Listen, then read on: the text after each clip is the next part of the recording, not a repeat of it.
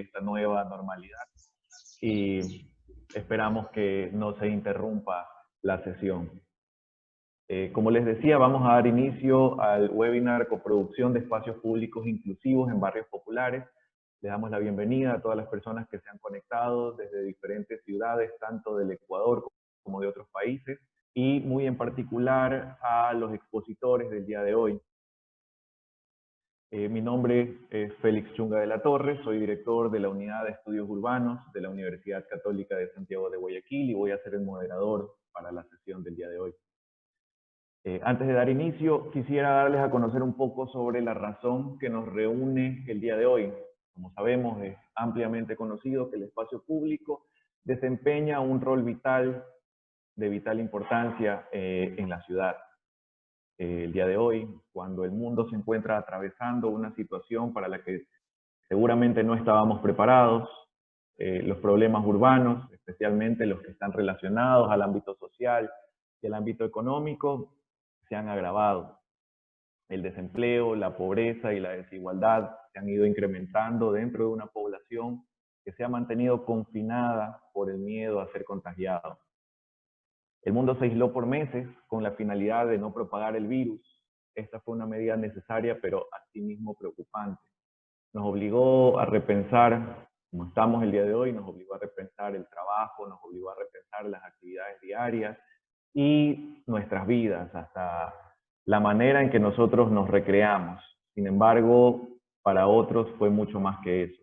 La población menos favorecida en las ciudades depende del acceso al espacio público para sustentar la comida, para sustentar su salud, para garantizar la educación tanto suya como de sus seres queridos.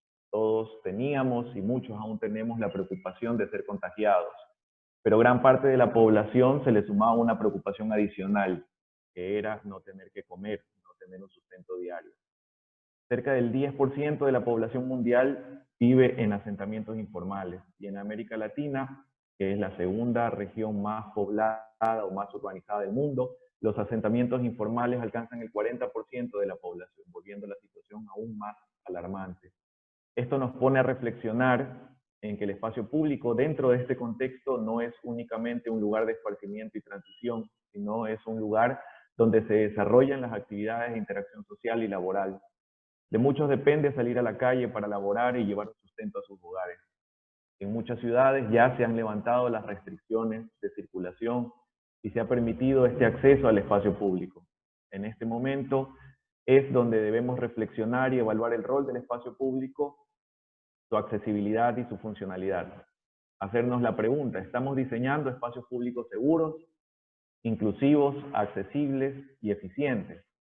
Y algo mucho más importante aún, ¿cuál es el aporte del espacio público a los sectores más vulnerables en nuestras ciudades? El webinar del día de hoy forma parte de las actividades del proyecto Surlab, financiado por la agencia de cooperación belga BLIR. El proyecto es una iniciativa de 3 universidades, la Universidad Católica de Santiago de Guayaquil, la Universidad Católica de Lovaina y la Universidad de Cuenca.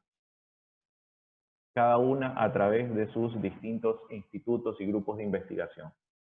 Este proyecto tiene como objetivo general reducir la pobreza y la desigualdad de los asentamientos informales en las ciudades mediante el empoderamiento socioeconómico, la inclusión y resiliencia de los grupos más vulnerables, especialmente mujeres y jóvenes, mediante la creación de espacio público adecuado y accesible que contribuya a la productividad, seguridad, cohesión social, identidad cívica y calidad de vida. Los invitamos a todos los participantes a ingresar a nuestro sitio web www.surlab.net y a conocer con mayor detalle las actividades que se realizan en el marco de este proyecto.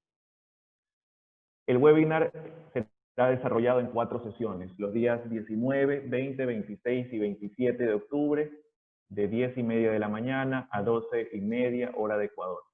Cada una de las sesiones va a tratar sobre un tema específico, todos relacionados al espacio público inclusivo en barrios populares, que es el tema central. La primera sesión está titulada Entendiendo la informalidad en Latinoamérica y contará con la participación de 3 expertos de diferentes países. Cada uno de ellos tendrá una un lapso de tiempo de 20 minutos para realizar su exposición y posteriormente tendremos una ronda de preguntas. Para lo que le voy a pedir a todos los participantes que hagan uso del chat de esta sala para poder extender las preguntas y nosotros poder después hacerlas llegar a los ponentes. Nuestra primera expositora es María Cristina Cravino. Ella es antropóloga, magíster en Administración Pública y doctora en Antropología por la Universidad de Buenos Aires. Investigadora CONICET con sede en la Universidad Nacional de Río Negro. Secretaria académica del postdoctorado de la Facultad de Filosofía y Letras de la Universidad de Buenos Aires. Ha dirigido la maestría en Estudios Urbanos de la Universidad Nacional de General Sarmiento. Es docente de posgrado en diversas universidades nacionales de la Argentina y dictó cursos en otros países de la región. Fue consultora de organismos públicos e internacionales y sus líneas de investigación son hábitat popular, representaciones sociales sobre la ciudad, conflictos urbanos y judicialización. Le doy el paso a María Cristina. Bienvenida. Buen día, muchísimas gracias por la invitación. Quería ver cómo compartía la pantalla, si me guías, que a veces hay distintas plataformas y esta ya no me acuerdo. Sí, hay un botón en la parte inferior central que dice compartir pantalla. Está pintado de verde. Y no, Sí. No me equivoco, ¿sí? Sí. A ver si...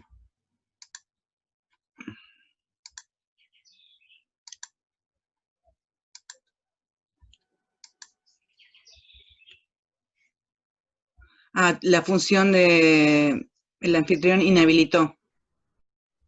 Me tenés que habilitar. Ya, lo vamos a hacer. Sí.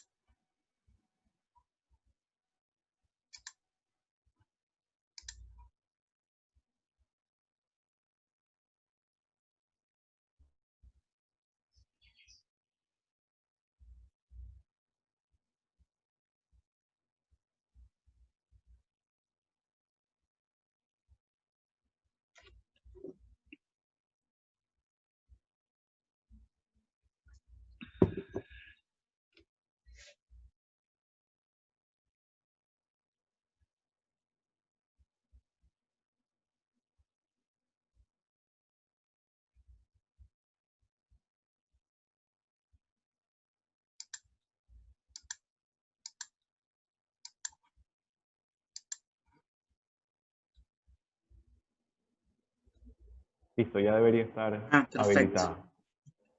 A ver.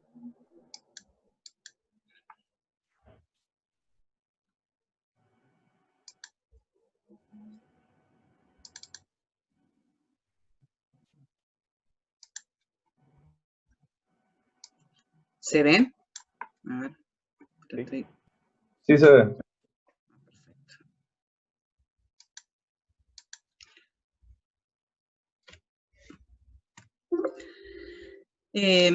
Mi intención es, en esta exposición, un poco mostrar las transformaciones urbanas en las últimas décadas cuando hablamos de asentamientos populares, asentamientos informales, porque a veces tenemos como una imagen homogeneizante y única de lo que son los asentamientos, y en realidad vamos a ver que hay fuertes transformaciones en dos sentidos. Uno, en lo que es el espacio urbano y por lo tanto el espacio público, y lo otro, las políticas públicas. Y ahí quiero llegar un poco a mostrar cómo nos encontramos hoy, donde hay una fuertísima heterogeneidad de las situaciones respecto a los asentamientos en América Latina, y una fuertísima heterogeneidad en cuanto a las políticas públicas, a pesar de que ciertos organismos fijaron, digamos, lineamientos o paradigmas de políticas públicas, en realidad nos encontramos en una situación absolutamente híbrida. Para eso quería comenzar un poco repasando esta cuestión de la formalidad e informalidad, donde aparece nuestra mirada dicotómica de ciudad formal y ciudad informal, y donde se plantea que la ciudad legítima es la ciudad formal y la ciudad informal debe ser siempre transformada para lograr que sea como igual que la ciudad formal, ¿no? Y se da un proceso contradictorio donde estos espacios son fragmentos de ciudad, pero no tienen el estatus de ciudad. Por eso se habla de urbanización de asentamientos, reurbanización de asentamientos, regularización de asentamientos, o sea, son fragmentos de ciudad, pero no tienen este estatus de ciudad, ¿no? Y vamos a ver entonces que hay diferentes paradigmas en disputa de cómo debe intervenirse en estos espacios, y hay siempre una relación bastante compleja entre las intervenciones físicas y los efectos sociales. Se supone que las transformaciones físicas urbanísticas siempre van a generar efectos sociales positivos, ¿no? A veces hay cierto optimismo, quiero decir, respecto al urbanismo en cuanto a sus efectos sociales, ¿no? Y también en general vamos a ver que se ha ido produciendo normativa urbana específica para estos procesos de transformación urbana en estos barrios. Si vemos lo que fue en la década, depende de qué país, 30, 40, 50, 60, vamos a ver el surgimiento de barrios precarios, con autoproducidos, autourbanizados por los propios habitantes, con materiales de desecho muy precarios. Esto es en Brasil, Medellín, Argentina, y vamos a ver que en realidad tienen bastante parecido, ¿no? Que es un hábitat precario donde hay un uso intensivo del espacio, por lo tanto prácticamente el espacio público no existe, ¿no? Y vamos a ver que hay una mirada como transitoria a estos espacios. En muchos casos es producto de la transición de la migración rural-urbana, en otros casos incluso migración de países limítrofes. Pero prácticamente no hay una concepción de espacio público en ellos, más que las calles como para circular.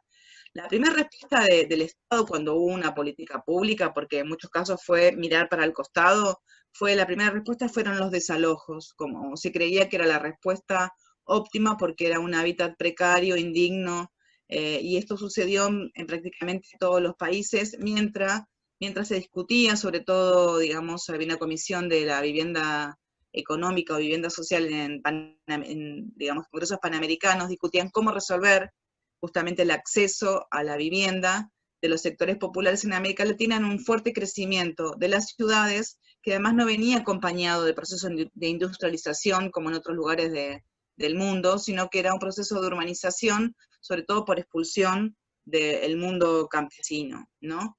Y después el otro ensayo, bueno, obviamente voy a hablar muy rápido para llegar a lo que más me interesa marcar y no quiero extenderme en el tiempo, fueron viviendas transitorias o definitivas que respondían también al paradigma del SIAM, del racionalismo y de grandes conjuntos, serían como ciudades urbanas en sí mismo, y los transitorios tenían que ver con una idea de educación del mundo rural al urbano, y tenían que adaptarse a la vida urbana antes de pasar a los conjuntos definitivos. Como suele suceder en América Latina, lo provisorio se convierte en definitivo, y muchos de estos barrios quedaron así como estaban en su carácter de transitorio, pero como permanente. Y ahí una de las cosas que se ve que estos barrios, en muchos casos transitorios, estaban dentro o al lado de los asentamientos, con lo cual ya empezaba a diferenciarse internamente estos barrios. Esto es en Brasil, ¿no? O estos en Argentina, los llamados núcleos habitacionales transitorios, ¿no? Que eran viviendas premoldeadas y que tenían este carácter fuertemente civilizador de los habitantes, ¿no? De transformar. Y después ya en la fines de la década del 70, sí hubo debates internacionales que buscaron fijar qué hacer con los asentamientos informales, ¿no? Y con la creación de Hábitat en Naciones Unidas, y con todos los estudios previos de Turner y otras investigaciones, fijaron como lineamiento que los estados debían reconocer este esfuerzo producido por los habitantes para generar sus propios espacios urbanos, y la solución debería ser la erradicación en esos espacios y el mejoramiento integral, no ni el desalojo ni viviendas transitorias, ¿no? Después surgió un segundo paradigma que estaba muy vinculado a Hernando de Soto, que tenía que ver con el mercado, ¿no? La regularización dominial y que estos suelos entraran al mercado formal y eso generaría una dinámica positiva. Y la tercer lineamiento surge más a fines de los 90, en los 2000, que tuvo diferentes experiencias, pero sobre todo, un poco podemos ver el modelo Medellín, que aparece muy vinculado a la ciudad como mercancía y la estetización de estos procesos, de estos lugares de la ciudad, y los vamos a ver un poquito ahora más en detalle. Y como decía ahora, actualmente un proceso complejo híbrido de qué está sucediendo respecto de estos barrios, ¿no? Entonces, en el Hábitat 1, planteaba esto, la erradicación como principio y no ya mandarlos a lugares alejados o el traslado o el desalojo, ¿no? Y había un reconocimiento muy fuerte de este proceso emprendedor, y el Estado debía llevar con recursos, con asesoramiento técnico, para mejorar este espacio tal cual estaba. Y había una referencia muy clara a viviendas dignas, y una instalación de que el suelo era un tema central en América Latina, y debía ser resuelto en beneficio de toda la sociedad, ¿no? En cambio, el segundo paradigma, que respondía a un modelo neoliberal, que era del Estado mínimo y el Estado debería ser desregulado, y que tiene que ver con esta teoría de Hernando de Soto, que había un capital muerto en estos barrios, y que la solución era la titulación masiva para que circularan en estos espacios, y se suponía que aquel que ya se sentía propietario iba inmediatamente a mejorar su propio hábitat, cosa que se vio después que no necesariamente fue cierto. Y además era una resolución mínima, porque lo único que se afectaba era la propiedad, no importaba qué tipo de vivienda había, o sea, se abandonaba la idea de vivienda digna, porque no importaba qué tipo de vivienda hubiera, y además permitía también la captación de impuestos para el Estado. Y acá tampoco entonces había ninguna idea de espacio público, ¿no? O sea, no interesaba el espacio público en absoluto, ni se pensaba que era necesario mejorarlo en estos barrios. En cambio, el espacio público aparece con este tercer paradigma, que después ya cristalizó con el nombre de urbanismo social a partir del modelo Medellín, pero que tenía una particularidad, que era pensándose en la ciudad en su conjunto, que mejorando estos barrios se mejoraba la imagen de la ciudad. Por eso hablo de un poco del énfasis en el marco del marketing urbano, ¿no? Y adopta la idea de proyecto urbano, porque cada caso iba a ser particular, iba a ser diseñado como un fragmento urbano a intervenir, y con fuerte énfasis en la estetización de los entornos barriales, que tendrían repercusión no solo para el barrio, sino que sobre todo el entorno. Uno podría pensar también en la fórmula de bajo costo, alto impacto visual. Había una prioridad en el espacio público y la conectividad por sobre lo que pasaba en las viviendas, en algunos casos conectividad, en otros no. Se pensó también en cierta arquitectura como marcas para la recualificación simbólica, y uno podría pensar que era la integración o la inclusión a la ciudad de estos barrios con una idea de exotización, ¿no? Como un espacio también de oportunidad para el turismo, sobre todo si pensamos en las favelas de Río de Janeiro, o en el caso también de Medellín, generó eso. En Buenos Aires también se intentó algo que no tuvo mucho éxito, pero por ese lado. Bueno, y en muchos casos tenía que ver también un vínculo con procesos de violencia urbana, que es otro de los temas centrales para atravesar los asentamientos informales, y hablaban de la pacificación como prioridad, como condición antes de las intervenciones físicas urbanas, ¿no? No se contempla la perspectiva del derecho de los habitantes a este hábitat, sino más un mejoramiento. Ahí vemos unas imágenes de lo que estoy hablando, que en muchos casos implicó pintar de diferentes colores, no necesariamente pensado en la decisión de los habitantes, sino casi como una imposición para darle este proceso de exotización. Y vemos en los bordes, fue similar, esto en Río de Janeiro, Medellín, algo singular. Y una cuestión central es respecto al espacio público, donde es un espacio económico central, digamos, en estos espacios, tanto en las viviendas como en el espacio público, son espacios económicos. Y buena parte de la intervención es un ordenamiento de estos comercios, y implicó un proceso de expulsión, ¿no? Y una diferenciación también, que creo que quiero insistir con esto, como que hay diferenciaciones internas en cada espacio. Por un lado, hay que pagar por este espacio como se ve en la imagen, y por lo tanto no todos pueden ingresar, hay una barrera a la entrada por un canon o por ciertas condiciones, por ciertos productos, y después en el caso de algunos de los barrios que están vinculados al turismo, hay una diferenciación de lo que es las posibilidades de venta en los lugares de donde circulan turistas, de los que circulan nada más que los habitantes de los barrios. Y buena parte de esto vino acompañado también de la regularización de los servicios y por lo tanto también un encarecimiento de la vida, un mayor costo para los comercios, y entonces también hace que el costo de vida sea más alto, ¿no? Entonces, a veces las intervenciones tienen efectos paradójicos, ¿no? Y también en muchos casos estos espacios públicos, en algunos casos fueron diseñados en conjunto con los habitantes y en otros fueron más diseños urbanísticos pensados en oficinas de arquitectos e impuestos a los habitantes, como se vio también en algunas favelas de Río, donde por ejemplo no hay espacio de sombra, ¿no? En lugares donde el calor es muy importante, ¿no? O también se pintan los techos que se ven desde el metro cable y no el resto de los habitantes, ¿no?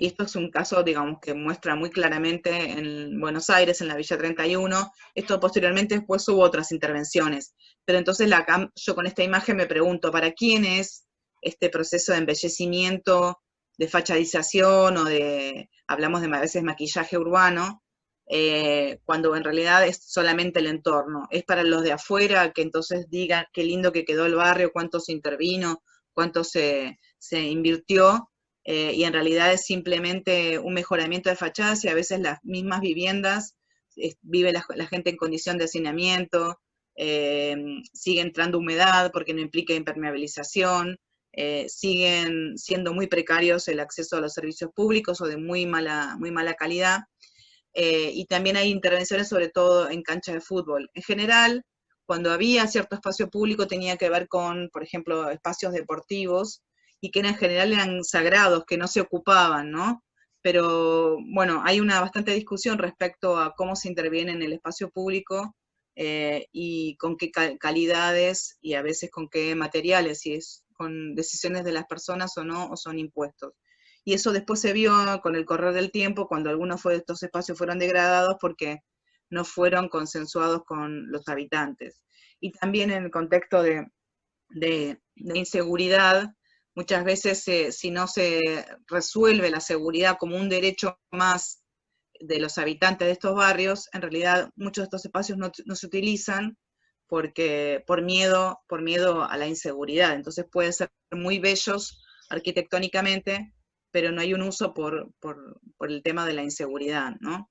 Que en algunos barrios es bastante importante. Este modelo de urbanismo social con diferentes variantes, porque también después el mismo Brasil lo utilizó, Argentina, otras ciudades, tiene bastante que ver con el modelo Barcelona. Eso es un paralelismo que, bueno, algunos de los que trabajan el urbanismo social lo plantean, y yo coincido con eso, donde el Estado es el que tiene el rol central en las inversiones. Hay una confianza en el desarrollo inmobiliario y sobre todo se apuesta a la recualificación urbana, ¿no? A la transformación física y simbólica, y se supone que automáticamente, como decía antes, vienen las transformaciones sociales, ¿no? Y esto está muy vinculado al marketing urbano y genera desplazamientos de población de los más bajos ingresos, ¿no? Si yo decía como antes que aumenta el valor, el costo de vida, esto implica también desplazamientos, y algunas de las obras para públicas implicaron desplazamiento de población, ¿no? ¿Y qué encontramos ahora? Vamos a ver que en realidad están todos los paradigmas. Uno puede decir que esa es la tendencia que se dio o como lo que emerge como paradigmas, pero si uno vemos qué pasa en la actualidad, encontramos desalojos en todos los países de América Latina. En Argentina últimamente hay bastantes ejemplos, en todos lados. También encontramos proyectos de urbanización, algunos más integrales, pero también encontramos incluso algo que pasaba en la década del 50 y 60 como método de desalojo, que eran los incendios intencionales, eso también está vigente. También hay procesos de judicialización crecientes respecto a algunas intervenciones, algunas son judicializaciones positivas respecto a garantizar las condiciones de vida ambientales de la población, y otros son judicializaciones para los desalojos, ¿no? Y ahí sigue estando vigente, y es un tema muy, muy complejo y muy agudo, el tema de la securitización, asociar intervención en asentamientos a programas de seguridad, como son el chivo expiatorio de todos los problemas de la seguridad de las ciudades, los asentamientos populares, y entonces a veces es prioritaria como política pública estas políticas de intervención militar o policial en estos barrios, que no hacen más que agudizar la estigmatización, no hacen más que agudizar la desigualdad en las condiciones habitacionales. Los pobladores no son vistos como sujetos de derechos, sino como victimarios, culpables de la delincuencia, y entonces esto empeora muchísimo las condiciones de vida, ¿no? Entonces, vemos algunos retrocesos respecto a lo que sucede en Hábitat 3, que no están firmes respecto a cuáles son las políticas públicas. Vemos retrocesos que continúan aún en democracia, desalojos violentos en los asentamientos informales. A veces vemos en simultáneo un empeoramiento de las condiciones urbanas, una estetización, la violencia, el incumplimiento de muchas leyes, pero también a veces avances normativos que fijan derechos de estos habitantes. Es como hay procesos muy contradictorios. A veces también aparecen organismos de defensa, veedurías, procuradurías, otros organismos de defensa en relación a los habitantes, y también vemos acciones de resistencia y de organización de estos habitantes frente a alguna de las amenazas del poder público sobre ellos. Y esto viene también relacionado con transformaciones cualitativas profundas respecto a la forma de habitar y a las condiciones físicas, ¿no? Al comienzo veíamos, como yo decía, una homogeneización de las condiciones sociourbanas en todos los casos, una idea de transitoriedad. Muchos habitantes eran migrantes que creían que era la puerta de entrada a la ciudad, buscando luego una vivienda digna que nunca llega, ¿no? Pero después vamos a ver transformaciones en los barrios vía tres procesos, ¿no? Uno, las organizaciones barriales fueron las promotoras y las responsables de muchos de los mejoramientos del espacio público, ya sea en las veredas, en las plazas, en los centros comunitarios, en ferias, en diferentes mejoras del espacio en el interior del barrio. Después también vemos un proceso de transformación en cuanto a que la mayoría de los barrios se comenzaron a densificar, a verticalizar, en muchos casos esto vía también hacinamiento. Entonces esto cambió las condiciones. Antes eran menos personas que se conocían con cierta sociabilidad, y aparece entonces también un mercado inmobiliario que hace que haya como dos sectores sociales con intereses contrarios, los propietarios y los inquilinos, que le otorga una complejidad altísima a lo que es la dinámica urbana de los barrios, que en el caso de la pandemia fue uno de los sectores más víctimas de lo que fue las consecuencias de la pandemia, porque muchos que alquilaban no tenían sus ingresos porque eran trabajadores informales, fueron desalojados en este contexto. O sea, hubo una gran fuerte ola de desalojos, sobre todo los inquilinos en todas las ciudades latinoamericanas en particular, pero sobre todo los más débiles fueron aquellos inquilinos de los asentamientos informales, ¿no? Y el tercer eje de los cambios, las transformaciones, es el Estado, por mejoramientos, intervenciones urbano-habitacionales, y también sucede que entonces vamos a encontrar barrios con grandes mejoramientos urbanos, barrios con un sector mejorado y otro no, y otros barrios sin ningún tipo de intervención, digamos, a la buena de Dios, podríamos decir, ¿no? Entonces, esa es un poco la heterogeneidad, y lo que sucede también es que los últimos asentamientos, en casi todos los casos coinciden, es que como ya no hay tanta tierra urbana vacante, se asientan en lugares cada vez más peligrosos ambientalmente, cada vez más degradados, y entonces los nuevos asentamientos están en peores condiciones, y también a veces incluso se regularizan asentamientos en condiciones que son indignas desde el punto de vista urbano-ambiental, ¿no? Entonces también hay una paradoja donde el Estado a veces viene a legitimar ocupaciones en lugares que no aptos para la vida humana. También hay procesos donde ciertos grupos ilegales se introdujeron en el mercado inmobiliario y ofrecen loteos piratas, y eso también complejiza mucho y es un obstáculo para las fuerzas organizativas de los barrios que fueron mejorando. Estos desarrolladores no piensan en el espacio público porque quieren obtener la mayor renta a partir de cada fraccionamiento. Entonces volvemos a la etapa donde hay un uso intensivo de estos espacios, a diferencia de lo que fueron otras etapas donde hubo invasiones, donde la gente recreaba, las organizaciones recreaban una ciudad con espacio público, espacio para el centro de salud, espacio para la escuela, para el polideportivo. Esto, digamos, se viene hacia atrás con estos nuevos desarrolladores urbanos piratas que ya existían, pero que en algunas ciudades, pero que vienen ampliándose en América Latina.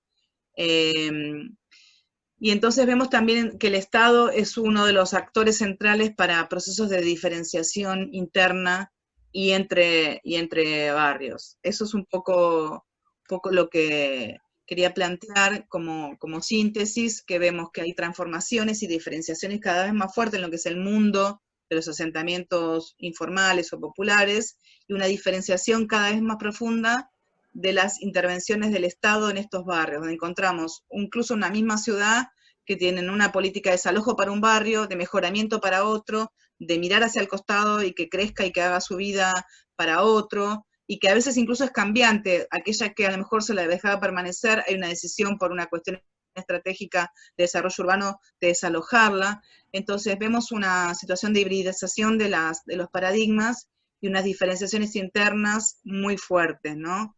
En América Latina, con lo cual tenemos que tener mucho cuidado cuando hablamos de asentamientos, porque estamos hablando actualmente de un mundo absolutamente heterogéneo y de políticas públicas heterogéneas.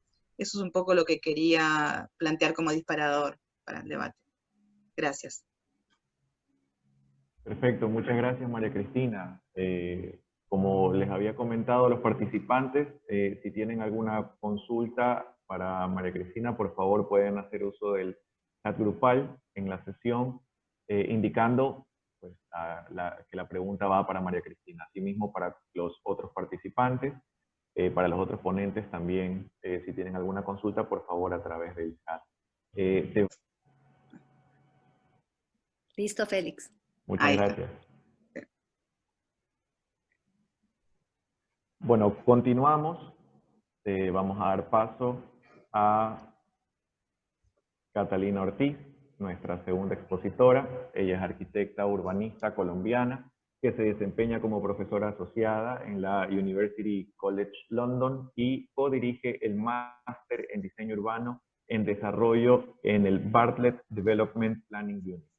Es PhD en planeación y política urbana en University of Illinois at Chicago como becaria Fulbright y máster en estudios urbanos regionales de la Universidad Nacional de Colombia. Sus intereses investigativos se focalizan en las pedagogías urbanas críticas y la negociación de la coproducción del espacio urbano en las prácticas del diseño urbano, el ordenamiento territorial y la movilidad de políticas públicas en las ciudades del sur global. Le damos paso a Catalina para su presentación del día de hoy. Hola, buenas, muchas gracias por invitarme. Perfecto. Sí, Melina nos está ahora ayudando. Listo. Bueno, mucho gusto. Voy a tratar de articular algunas ideas derivadas de un par de proyectos de investigación que he venido liderando. Y le agradezco a María Cristina por hacer ese viaje en el tiempo y compilar unas ideas claves sobre la transformación de los barrios populares y también de las diferentes continuidades y rupturas sobre las políticas y cómo se los han encuadrado. En el día de hoy, yo más que centrarme en caracterizar necesariamente la informalidad en Latinoamérica, quería más presentarles un par de ideas referenciadas a cómo aprendemos y cómo indagamos las realidades en estos barrios y los procesos de transformación en los mismos. Entonces, básicamente la idea que traigo hoy es pensar que los barrios populares son un ejemplo claro de unos diseños urbanos otros y que por lo tanto tenemos que aprender de esos procesos y de la agencia que tienen los pobladores en su transformación. Voy entonces a referirme a dos más estrategias metodológicas que he indagado, también conectando con la discusión más amplia que tiene el SURLAB en términos de la coproducción, sobre las narrativas transmediales y los procesos de co-creación digital en y con barrios populares. Voy a referirme particularmente al caso de Medellín, que es digamos, caso que he trabajado con mucho más detalle y sobre el cual ya María Cristina, digamos, reveló como parte de las pautas claves sobre sus políticas de transformación. Pero más que indagar específicamente en esas políticas, lo que yo me voy a centrar es ver cómo nos inventamos unas nuevas formas de entender y de aproximar y de imaginarnos colectivamente la transformación de estos barrios. Y para ello más, digamos, inspirada en las pautas que nos da la educación popular, he venido trabajando con esta idea que las historias son el centro pues, de los saberes urbanos y que debemos darles un rol más protagónico tanto en la investigación como en la producción de la política pública, ya que permiten generar puentes con la justicia epistémica. ¿Cierto? Mi trabajo se deriva en gran medida de los debates decoloniales y de las tensiones del saber-poder, y también cómo desde la academia a veces reproducimos unos saberes que realmente posicionan o justifican miradas de élite sobre la transformación y conocimiento de estos barrios. Entonces, por eso estoy interesada en pensar unas pedagogías urbanas críticas que articulen otras formas de saber, otras formas de ser en el territorio, y por lo tanto he estado indagando también el poder de las narrativas visuales, digitales y performativas que se encuentran y se involucran en nuestro aprendizaje y nuestro entendimiento de la transformación de nuestras ciudades. Y por ello, digamos, de manera más provocativa, lo que planteo es que el diseño urbano lo tenemos que entender no solamente como muchas veces limitado al embellecimiento, entre comillas, de los espacios públicos, sino pensarlo más en la esfera de la generación de una esfera pública que nos ayude a pensar unos espacios basados en reconocer o que se deriven de reconocer las historias locales y que promuevan unas estrategias más claras de contar y de imaginarnos historias de transformación espacial colectivamente que se, digamos, derivarán también entonces en la transformación de la materialidad, pero también de las arquitecturas institucionales y narrativas que generan el espacio urbano. Entonces me voy a referir a dos proyectos muy brevemente, pensando también que hay otros espacios, otros campos sobre el cual el diseño urbano también, digamos, tiene que pensarse. Uno es en función de pensar que la circulación de narrativas urbanas es también un campo de intervención. El modelo Medellín, como lo nombraba María Cristina, ha estado circulando y yo he hecho investigación sobre quiénes lo han tomado, cuáles han sido sus estrategias de difusión. Y digamos que parte de mi malestar con cómo se ha referenciado este modelo sale de pensar entonces cómo cuando se piensa la transformación de esta ciudad, generalmente siempre se pone como epicentro el exalcalde Sergio Fajardo y su fórmula, digamos, de alguna manera reduccionista de pensar que la transformación de la ciudad a través del urbanismo social fue pasar del miedo a la esperanza y, digamos, no revelar necesariamente las tensiones, contradicciones que aún perviven en la ciudad. Y que cuando analizamos cómo la ciudad, como ese producto también de la polifonía de diferentes actores, cuando vemos quién difunde ese modelo del urbanismo social o el modelo Medellín, siempre está muy caracterizado o está en la boca, la coalición discursiva, como la llamo, de grandes élites, tanto académicas como administrativas, en su mayoría hombres, todos o en su mayoría muy blancos y que pertenecen a las clases altas o media altas de la ciudad y de los reputados profesionales pues, de la planificación y consultores urbanos. Entonces, digamos, en ese espacio de disconfort, conociendo y entendiendo de alguna manera las realidades de los grupos de pobladores con los que he tenido la oportunidad de trabajar por varios años, lo que me di cuenta en colectivo con mis colegas es que en esa historia del modelo de Medellín en particular y de pensar la genealogía de los barrios populares, estaba ausente la historia central o como la célula del epicentro de la acción social y de la autogestión de territorios, que es lo que se denomina en ese contexto el convite. Y es precisamente cómo las redes solidarias se tejen para generar tanto el mejoramiento de las condiciones físico-espaciales, pero también las infraestructuras del cuidado que en gran medida las han llevado a cabo muchas de las mujeres y lideresas de los barrios en los que hemos trabajado. Estas son imágenes, por ejemplo, de archivo de uno de los barrios en los que hemos trabajado, entendiendo como siempre es la olla común, que hoy ha sido la que ha salvado en gran medida o ha sido el soporte de la supervivencia en épocas de pandemia, sigue constituyéndose como esa persistencia de organización social que ha sido el epicentro también de la generación de los barrios populares. Es decir, que tenemos que pensar y entender ahí, en ese espacio del convite o de la olla común, cuáles son las redes, cuáles son los intercambios de conocimientos, porque ese es el momento, el espacio y las estrategias pedagógicas también usadas por los pobladores para poder reproducir y entender cómo se han construido nuestras ciudades.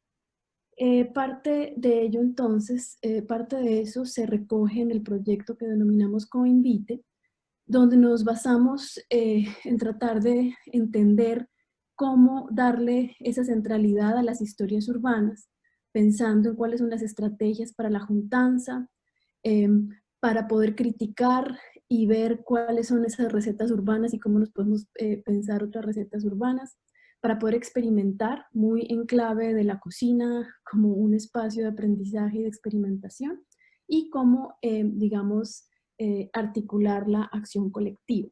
Este proyecto del Convite lo que generó fue una red de cuenteros urbanos y aquí generamos una alianza para el aprendizaje de múltiples organizaciones, desde organizaciones multilaterales como Naciones Unidas hasta organizaciones microbarriales de resistencia como Moravia Resiste, pasando por la administración pública del municipio de Medellín y asociaciones amigas también que están en otras universidades locales. Este proyecto Convite lo que trató de hacer es poder contar y colectar muchas otras historias que nos cuenten desde otras perspectivas cuál ha sido la transformación de la ciudad en sus barrios populares y poder tener un repositorio digital para poder navegar y ver estas nociones, digamos, de historias alternativas de la ciudad. También generamos entonces un kit pedagógico o metodológico para poder entender cómo usar el storytelling como una herramienta de aprendizaje urbano. Y aquí, digamos, en este ejercicio que hicimos de articulación, tuvimos más de una semana inmersiva con todos los socios de este proyecto para poder entender y discutir, entre otras, por ejemplo, cuáles han sido los ingredientes del mejoramiento integral de barrios, cómo han ocurrido, cómo se han usado, cuáles han sido sus efectos, y poder empezar a darles, digamos, alguna estrategia de sistematización para entender las conceptualizaciones y los trade-offs también de estas dimensiones del mejoramiento integral de barrios. Como el centro, digamos, de este proyecto era en gran medida metodológico, parte de lo que hicimos fue poder plantear, y si quieren les comparto más tarde en el link de nuestro toolkit, cómo pensar unas nuevas formas de tener y de generar conocimiento sobre aspectos urbanos, entrando por esa noción de que todos somos cuenteros urbanos y por lo tanto tenemos una visión que es perfectamente, digamos, respetable para poder expresar y tener injerencia en las decisiones sobre la ciudad. Sobre ello, entonces, colectamos diferentes estrategias de conexión emocional entre los participantes, poniendo de relieve que es esa conexión y la generación de empatía una precondición para poder imaginarnos de otras formas y para poder establecer y generar un conocimiento que sea significativo. Parte de lo que hicimos también fue generar herramientas y engancharnos con otras formas de narrar, como las propuestas generadas visualmente con pictogramas, para tratar de pensar y de elaborar unas construcciones colectivas de cuáles son incluso nuestros vocabularios y cómo en gran medida los técnicos, los expertos y demás vienen con un set de narrativas y vocabularios que muchas veces, digamos, no tienen en consideración los diferentes significados e impactos en los imaginarios de los pobladores con los que se trabaja. Tratamos de inventarnos algunas herramientas para poder construir entonces historias conjuntas y comunes, cómo tejer visiones, cómo superar esa visión, digamos, muchas veces oposicional de los diferentes actores. Aquí vemos, por ejemplo, en la imagen Inés Magalares, que fue la ministra de Vivienda cuando Lula estaba presidente en Brasil, con alguno de los funcionarios que tiene a cargo el mejoramiento integral de barrios en Medellín. Y ellos, digamos, mezclados con los pobladores y los otros participantes, para poder, usando, digamos, esta herramienta o excusa de las recetas urbanas, poder entender, criticar y proponer cuál era ese modelo de la ciudad y cómo debería mejorarse, adaptarse a las condiciones actuales y a las necesidades y críticas que tienen los diferentes actores al respecto. El otro componente, para terminar, se refería fundamentalmente a entender y articularnos con ese espacio digital, con esos ecosistemas digitales en los que ahora nos mantenemos todos inmersos demasiado tiempo, para poder ver también cuáles son esas infraestructuras donde circulan los conocimientos urbanos y generar entonces nuevas formas de visualizar y difundir estos conocimientos que generamos. No tengo tiempo para ir a todos los detalles, digamos, de los hallazgos y de cuáles fueron las historias claves, pero llegamos, digamos, a algunas de las conclusiones y sobre las cuales la plataforma Transmedia trabaja, es en función de ilustrar con diferentes historias personales de personas, lugares o instituciones algunos de los mensajes claves, tratando de entender cuáles son esas historias que nos enseñan sobre el mejoramiento integral de barrios en el caso de Medellín. Este fue el ejemplo de Mama Chila, que nos hablaba y nos ayudaba a entender el rol, digamos, de una perspectiva de género y de las infraestructuras del cuidado como uno de los centros fundamentales del mejoramiento, y que en las historias sobre la transformación de la ciudad y sobre el modelo de Medellín nunca, digamos, se han tenido en consideración. Entonces aquí esta historia de Mama Chila la trabajamos en diferentes formatos, online, offline y también inmersivo con los recorridos que, digamos, ellos tienen generados. El segundo proyecto que les quiero mostrar toma más como punto de partida entender que el cambio de narrativas urbanas es también parte del campo del campo de acción del diseño urbano. Y aquí nos centramos en otra alianza para el aprendizaje, pero ya centrándonos no en general en el modelo de Medellín y de sus estrategias de intervención, sino en particular en uno de sus barrios, que ha sido como el barrio paradigmático donde se han testeado las diferentes formas de intervención sobre barrios populares, el barrio de Moravia. Y aquí, digamos, una de las premisas fundamentales era pensar qué pasa si entendemos los barrios populares como el patrimonio vivo de la ciudad. ¿Cómo le cambiamos entonces la narrativa al Estado y a los diferentes actores que tienen en consideración o contribuyen a las políticas públicas para poder repensar entonces desde esa perspectiva el futuro de la ciudad?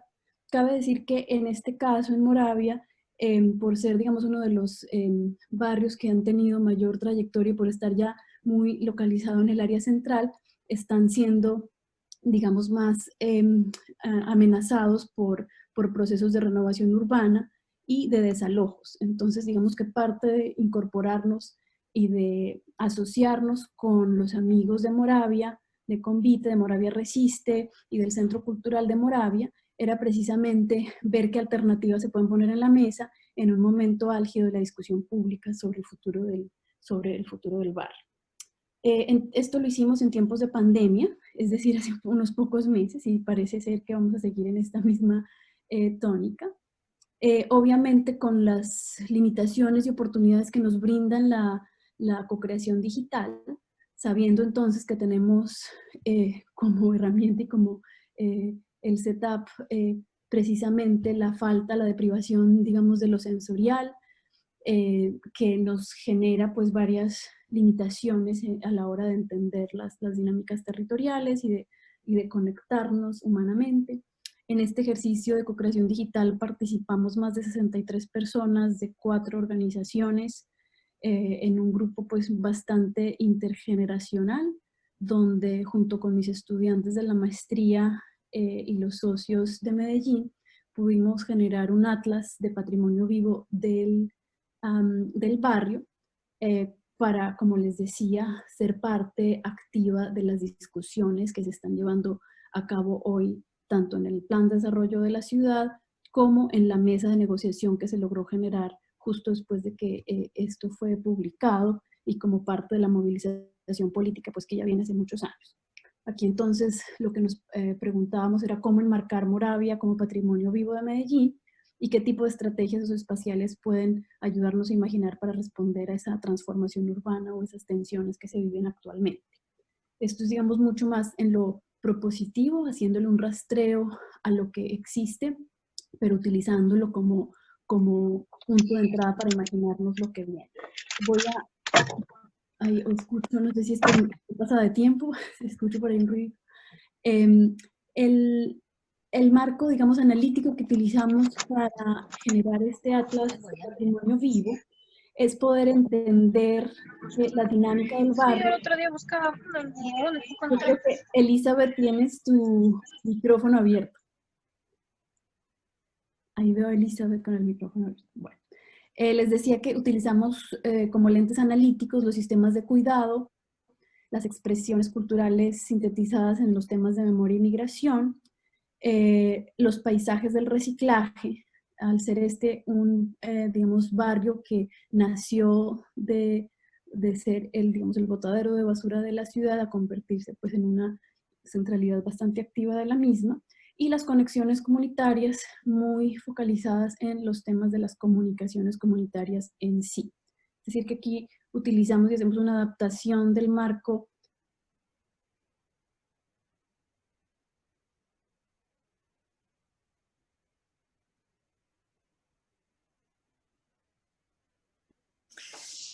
Creo que... Alguien me muteó, pero bueno, ya. Bueno, y pasando rápidamente entonces, porque no sé si eso ya era censura, tengo que acabar o, o no. No, todavía hay tiempo. Bueno, parte de lo que hicimos en este ejercicio, entonces, digamos, partía de la premisa que los futuros alternativos que cultivan la dignidad humana se generan desde las prácticas y con los conocimientos comunitarios, y por eso, digamos, la necesidad de inventarse diferentes metodologías y puntos de entrada para sacar, digamos, de esas discusiones frente a cómo abordamos los barrios populares que generalmente siempre, digamos, nos llevan a los mismos, a las mismas encrucijadas. Aquí entonces parte central de lo que analizamos y que planteamos en este punto de entrada de comunicación y conexiones comunitarias es entender que precisamente los convites cumplen unas funciones vitales en la estructuración territorial. Por un lado, haciendo una parte activa en la autoconstrucción barrial, desde las infraestructuras mínimas, mitigación de riesgos, etc. También para la resistencia política, y por eso uno de nuestros socios claves es el movimiento Moravia Resiste. Y el convite como parte también generando, digamos, la agencia de las expresiones culturales y cómo a través de convites entonces también la reproducción de diferentes prácticas culturales, digamos, han sido posibles. Aquí hicimos generamos un glosario de términos para poder negociar el tema de la renovación versus el mejoramiento integral de barrios. Casi que fue un ejercicio súper interesante de generar casi que el propio diccionario de términos y entender cuál era, digamos, el imaginario sobre los diferentes términos en cada uno de los grupos participantes, teniendo ahí también, digamos, representantes de la municipalidad. En el tema de memoria y migraciones, obviamente el contexto colombiano que está, digamos, marcado por una violencia extrema donde más de 7 millones de personas han sido víctimas de desplazamiento forzado. Obviamente entender la producción territorial de los barrios populares cruza los temas de víctimas y violencia, y obviamente ya María Cristina nos nombraba, esto genera pues varias tensiones y retos que aún son pues bastante complejos de abordar también por la geopolítica que conlleva y todas las cosas que son difíciles a veces de indagar, sobre todo en estos contextos donde cualquiera que pregunte lo que no debe preguntar, pues básicamente es ajusticiado, ¿no? Aquí entonces básicamente encontramos que un punto clave para poder abordar el mejoramiento integral de barrios en este caso tenía que rescatar lo que el grupo definió como la memoria exílica y la memoria diaspórica, ¿cierto? Los que llegaron ahí desde el principio del asentamiento, los nuevos migrantes, los que llegaron por condiciones socioeconómicas, los que han llegado más por condiciones de violencia. Y poder, digamos, amplificar y rescatar esa consideración de la diversidad cultural como una parte fundamental que ha tenido el barrio como una comunidad acogedora de los migrantes de las diferentes olas, desde el final de los 70 hasta la última migración de nuestros amigos venezolanos que han estado bastante golpeados, sobre todo en estas épocas tan complicadas. Voy a ir rápidamente, no les voy a contar todos los hallazgos, también les puedo compartir si quieren el link de esta publicación, pero digamos que ese tema de memoria colectiva y de cómo pensar que las diferentes generaciones que habitan el barrio se enteren y también entiendan cuáles han sido, digamos, la genealogía de las luchas por ese territorio y el derecho de permanencia, es un asunto pues bastante clave en parte de los hallazgos que hicimos aquí. El otro tema es el cuidado, y sabemos pues hoy más que nunca que estamos ante una crisis del cuidado en todos sus niveles. Se volvió un tema bastante interesante para poder entender las dinámicas del barrio y sobre todo entender que este barrio en particular, Moravia, se deriva de una estructura social matriarcal y que por lo tanto el cuidado está como en el ethos de la configuración y transformación de ese barrio. Y tuvimos un trabajo directo con una serie de líderes y lideresas que han trabajado de manera incansable y que se han unido también a nuestro proyecto para seguir pensando juntos en cómo poder contribuir y reconocer esas historias de las mujeres que le han dado paso y han ayudado a la supervivencia y sobre todo a generar acuerdos de paz internos en el barrio.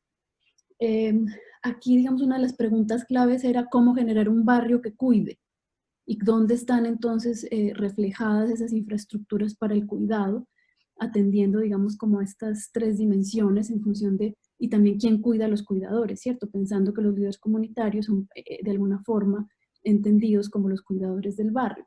Entonces, por eso aquí, digamos, el foco estaba más en el liderazgo femenino y cuidado comunitario, el cuidado íntimo y de consolidación de viviendas y vecindades, ¿cierto? La vecindad de la microproximidad como una célula súper importante, y el cuidado de lo público, y cómo estas tres, digamos, esferas están súper interconectadas para pensar ese sistema o infraestructura del cuidado del barrio.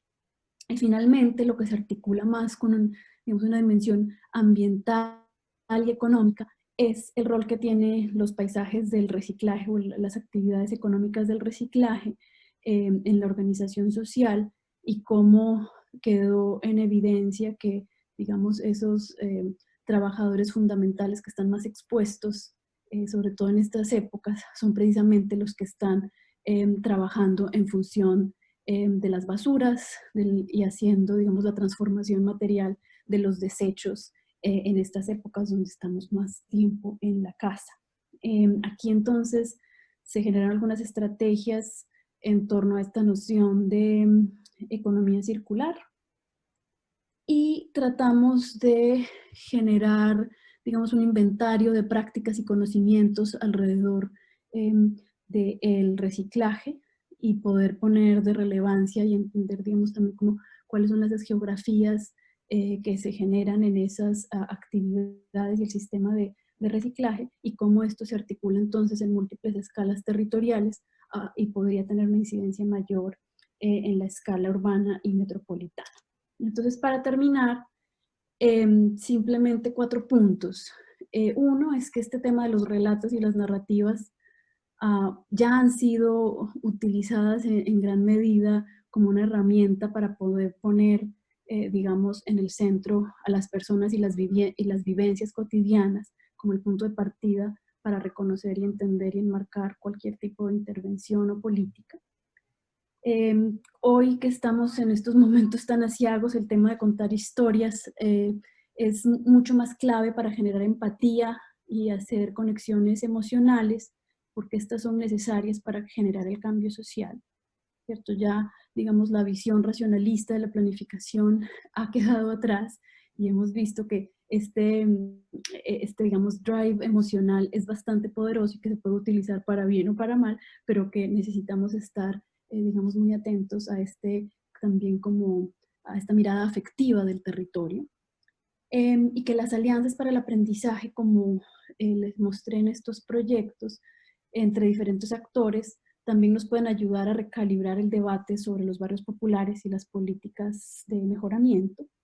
Próximamente, yo creo que la próxima semana, vamos a estar lanzando un decálogo sobre el mejoramiento integral de barrios en Latinoamérica, que lo respaldan más de 15 organizaciones de toda índole en la región, como parte de la evolución de, digamos, de todas estas colaboraciones en las que hemos venido participando.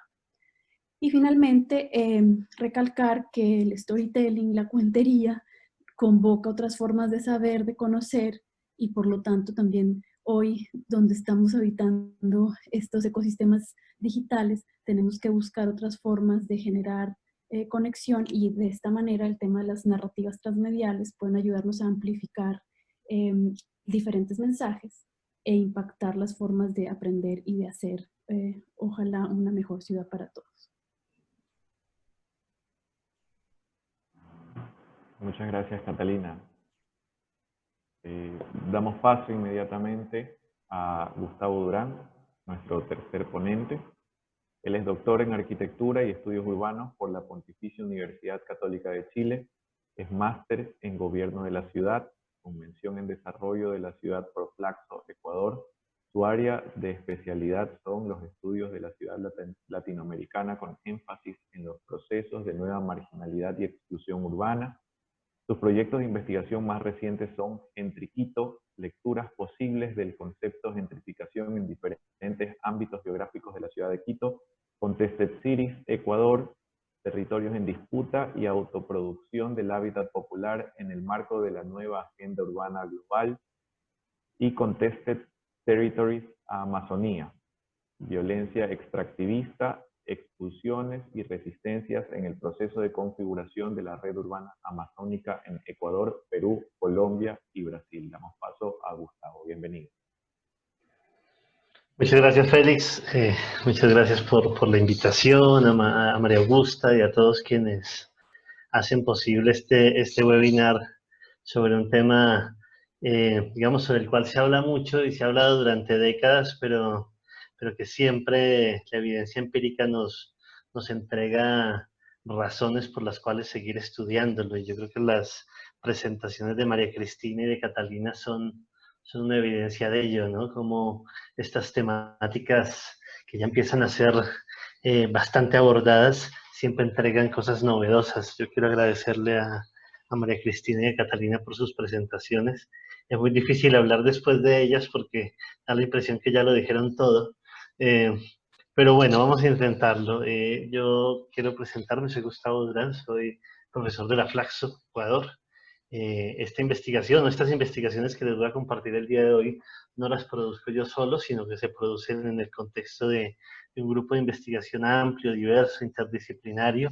Hoy soy, digamos, un vocero de ellos y quiero agradecerles también a mis compañeros. Voy a compartir pantalla en este momento.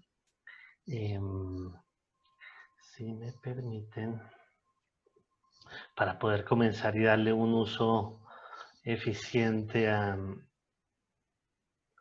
tiempo que me han dado. No sé si están viendo ahí. ¿Me pueden confirmar? Sí, sí se está Sí viendo. se ve. Perfecto. Perfecto, muchas gracias.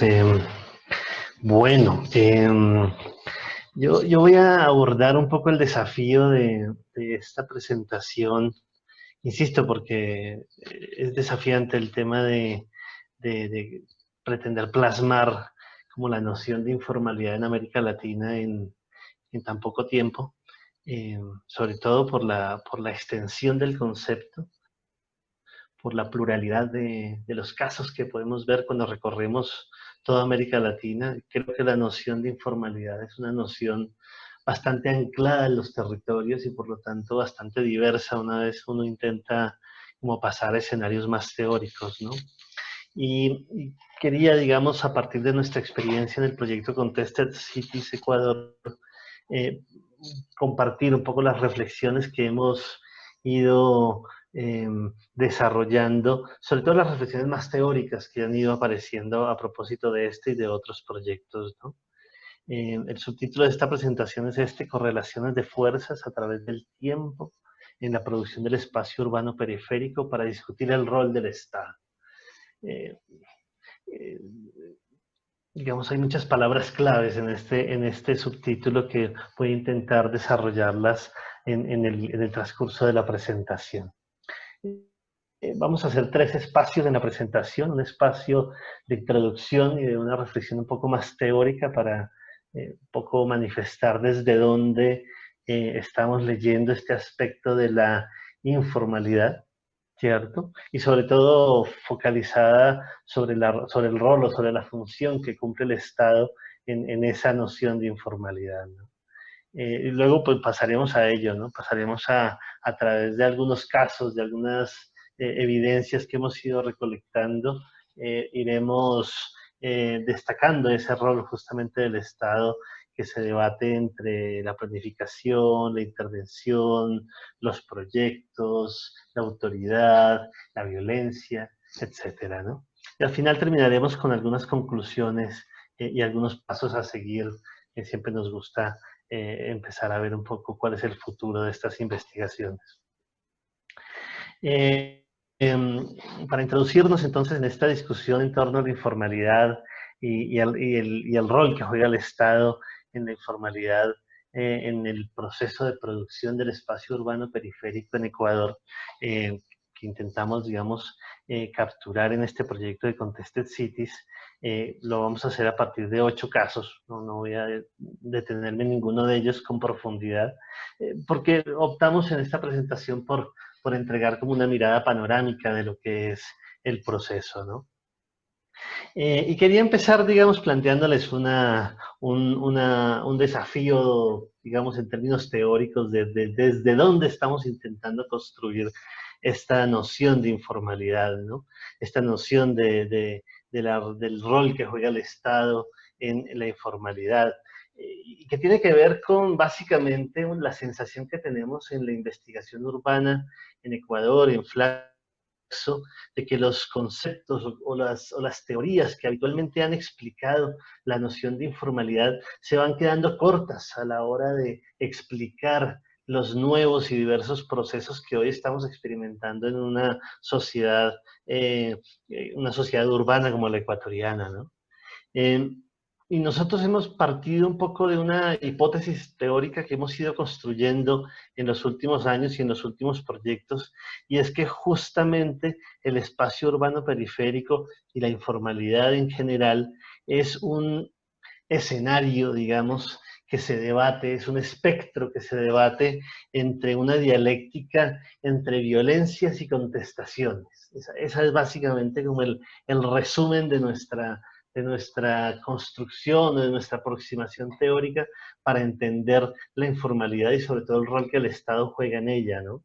Y digo que las visiones más clásicas, más ortodoxas para entender el concepto de informalidad se nos quedan cortas, no porque nosotros seamos muy sofisticados ni muy inteligentes, sino porque nuestras realidades debaten con esas nociones al punto de entenderlas o al punto de sentir que están siendo superadas. Nosotros tenemos la sensación que la mayor parte de la literatura, sobre todo la literatura del norte que intenta explicar el tema de la informalidad siempre la asocia a una ausencia del Estado.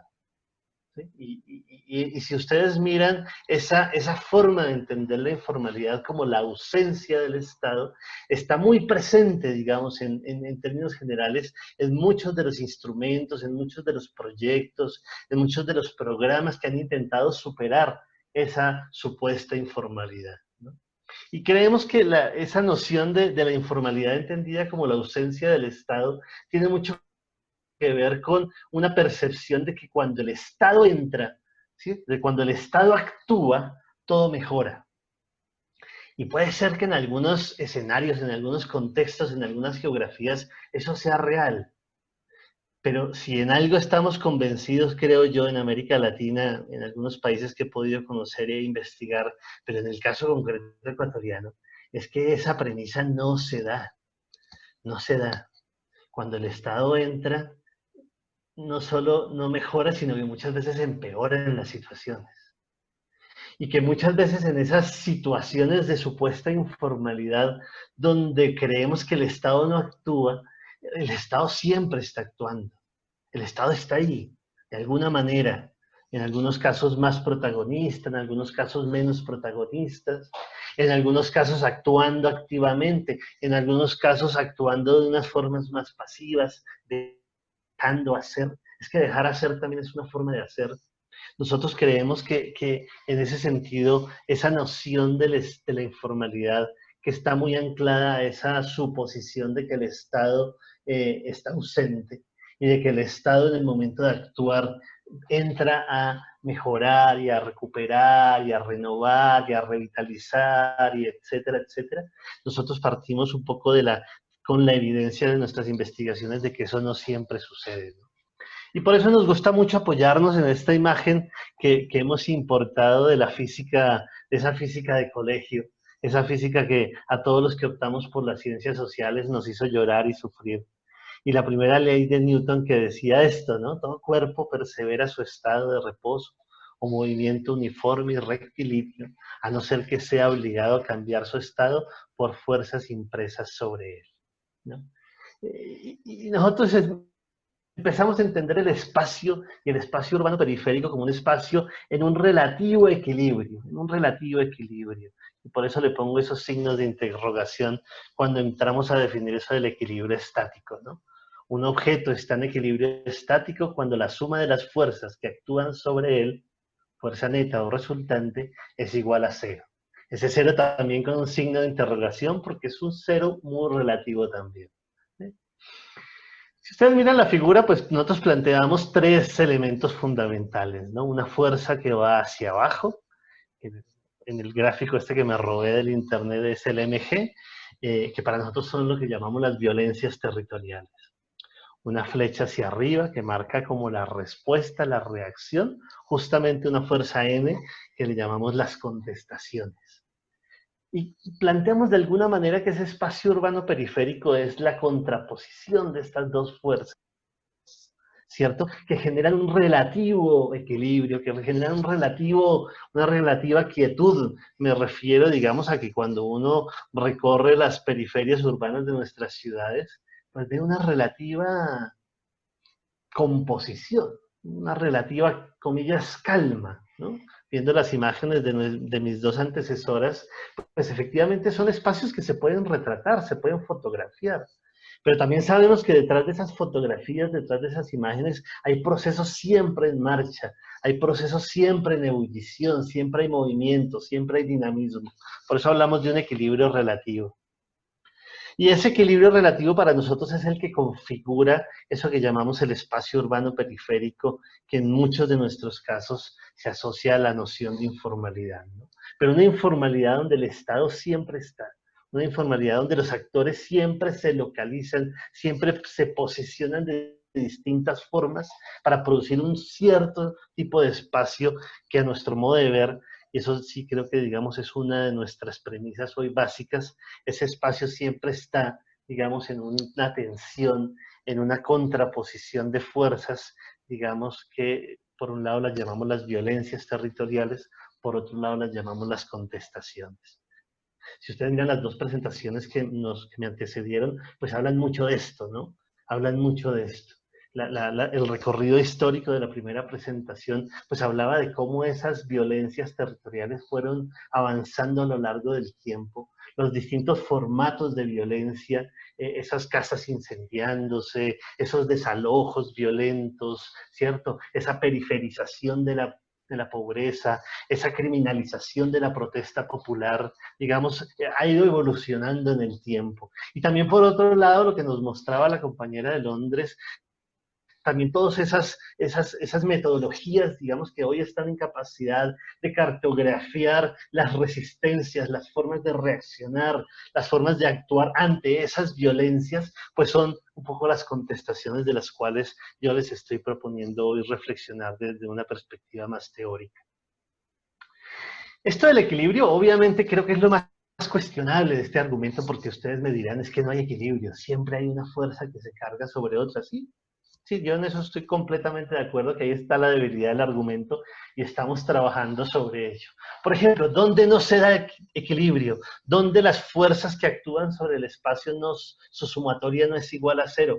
Bueno, por ejemplo, en los procesos de gentrificación o en los procesos distintos de expulsión, recordando el último libro de Saskia Sassen, las distintas expulsiones que vamos viendo en los distintos procesos, digamos, de conformación territorial, cuando los agentes inmobiliarios realmente tienen una capacidad de expulsar población. Ahí la fuerza no es cero, ahí la fuerza es negativa, ahí las contestaciones siempre son más débiles que las violencias, ¿no?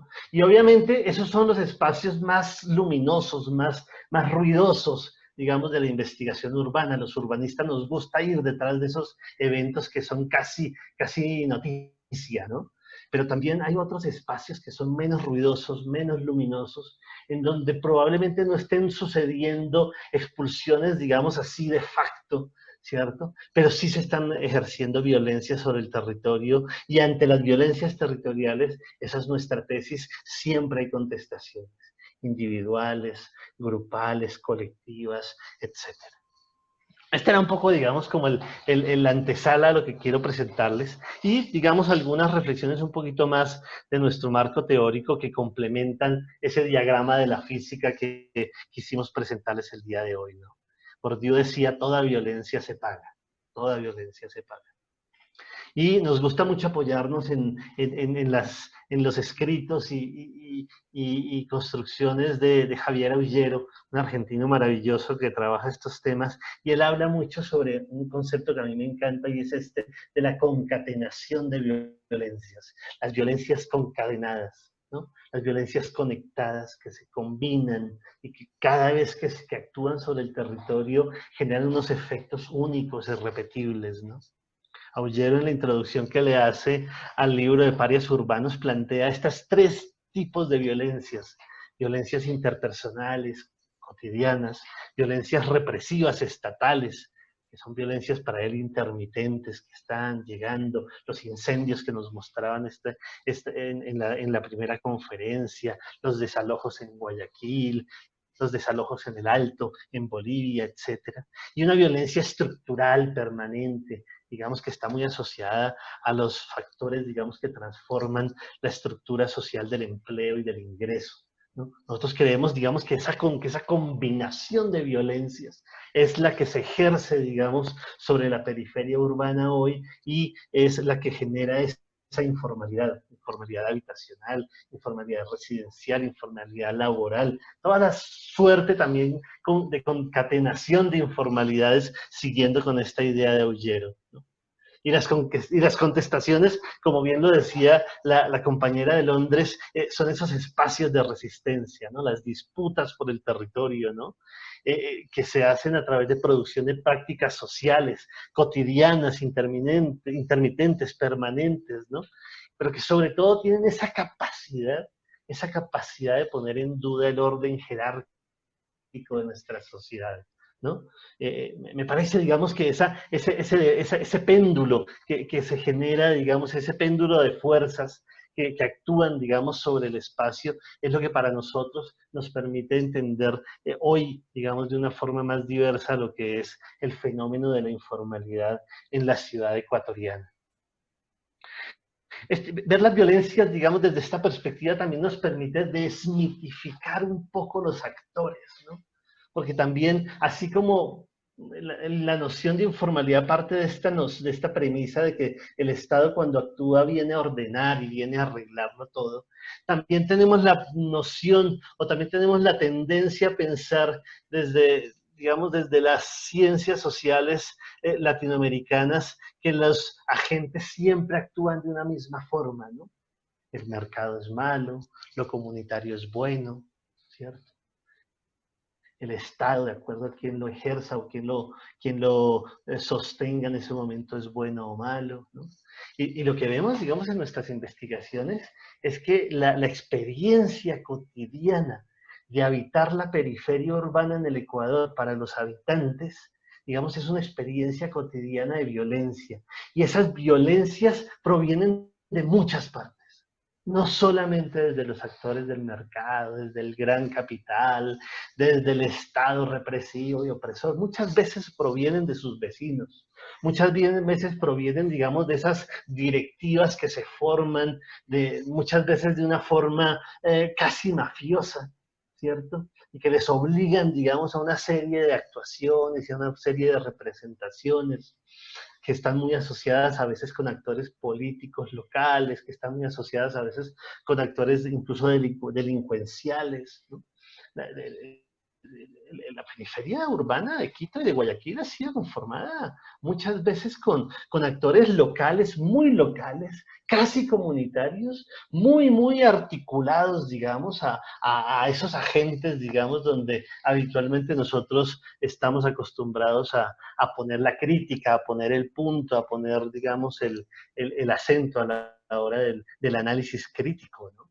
Entonces, eso, digamos, es una cosa que a mí me parece que es muy interesante de esta mirada, ¿no? Que hace que nos obliga siempre, digamos, a entender los mecanismos por los cuales se producen esas violencias territoriales sin partir, digamos, de estos prejuicios que han sido, digamos, construidos histórica e ideológicamente, ¿no? Entonces, digamos, para pasar al segundo punto, porque creo que me alargué demasiado en esta parte inicial, pero me parecía importante esta idea, digamos, de la informalidad, digamos, como un producto que se genera a partir de la intersección entre violencias y contestaciones, ¿no? Nosotros, digamos, ya entrando un poco ya en el proyecto y en la evidencia, esta puede ser una buena síntesis de lo que encontramos, ¿no? Unas violencias muy asociadas, digamos, a la urbanización extractivista, a los procesos de renovación urbana, y muy asociado, y lo veremos en algunos minutos, muy asociado a los procesos, a los distintos procesos en los cuales se ha ido produciendo hábitat popular a partir de la política pública, ¿no? Los programas, digamos, de vivienda social, digamos, están llenitos, cargados de violencia, Y luego se extrañan los actores públicos, los actores estatales, de que cuando generan una propuesta, generan una alternativa, pues la primera reacción de la población es así, ¿no? Es no, no, no. Yo regalos de usted no quiero, yo desconfío de lo que usted me viene a dar, ¿no? Y lo vemos día a día, digamos, en la acción de los agentes estatales que muchas veces no entienden porque van con una ciclovía, van con un parque, van con unas casas, van con un puente, van con un interconector vial, van con no sé qué, y siempre llegan con la cara así fruncida diciendo, la gente no entiende que esto es por su bien. Y las contestaciones del otro lado, ¿no? Entre movilizaciones políticas y el uso, digamos, de los medios de comunicación social, ¿no? Procesos no lineales con múltiples altibajos, ¿no? Aquí también hay toda una sociología de la contestación, ¿no? Porque esto también entra en la crisis de los movimientos sociales, de la acción colectiva, de las resistencias, estas clásicas que estábamos acostumbrados nosotros en la década de los 70s y de los 80s a observar, ¿no? Hoy las contestaciones son casi indescifrables, ¿no? Lo que vivimos en el 2019 en múltiples ciudades del mundo, ¿no? Desde Barcelona hasta Santiago de Chile, pero también aquí en Ecuador, ¿no? Cómo la gente se articula en torno, digamos, a una multiplicidad de demandas, pero es capaz de construir, digamos, una agencia social contestataria, ¿no? Es un momento muy interesante el que estamos viviendo, que aparte, digamos, le pusimos este ingrediente del 2020 de la pandemia y de los regímenes autoritarios que aprovecharon la pandemia misma para asfixiar y para apagar muchas voces que se venían levantando, ¿no? Por favor, díganme del tiempo cómo vamos, porque yo puedo quedarme mucho tiempo en Tenemos esto. 2 minutos para Bueno, concluir. sí, yo, digamos, quería, digamos, en esta presentación abordar, digamos, simplemente como la primera parte de este trabajo, ¿no? Donde efectivamente hay una necesidad conceptual en superar esa dicotomía formalidad e informalidad que ya mis compañeras de la mesa la han revelado, ¿no? Y nosotros, digamos, los 8 casos del proyecto Conteste Cities los resumimos en 3 tipos de violencias, ¿no? Una violencia asociada al extractivismo, una violencia asociada a la renovación urbana, una violencia asociada a la producción de hábitat popular con el propósito, digamos, de la vivienda social, ¿no? Estas son las ciudades donde desarrollamos el proyecto, ¿cierto? Y donde hicimos las distintas preguntas en torno a ese rol que el Estado cumplió en cada una de ellos, ¿no? Esta simbología nos habla básicamente de dónde encontramos unas violencias mayormente asociadas a la vivienda, al turismo, a la renovación urbana y al extractivismo, ¿no? Ahí están, ¿no? Un poco de la metodología, digamos, intentamos aplicar en este caso, ¿cierto? Y ya entrando, digamos, distintas formas, digamos, de violencia que identificamos, sobre todo asociadas al rol del Estado, pues vemos este collage, ¿cierto? De imágenes que hablan de ello, ¿no?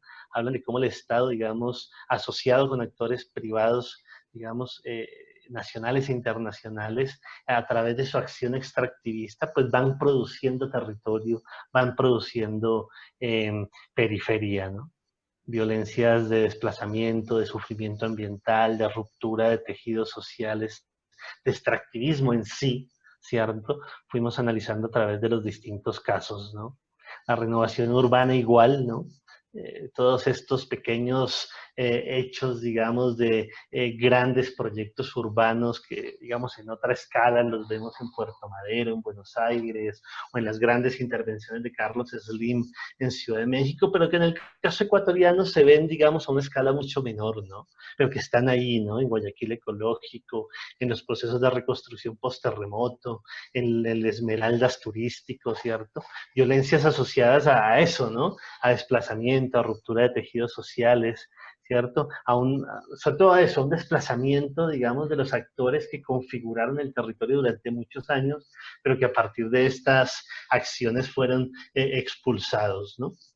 Aquí uno podría hablar de una relativa gentrificación, concepto que a mí ya no me gusta mucho para explicar los procesos ecuatorianos, pero que en algunos casos puede ser útil, ¿no?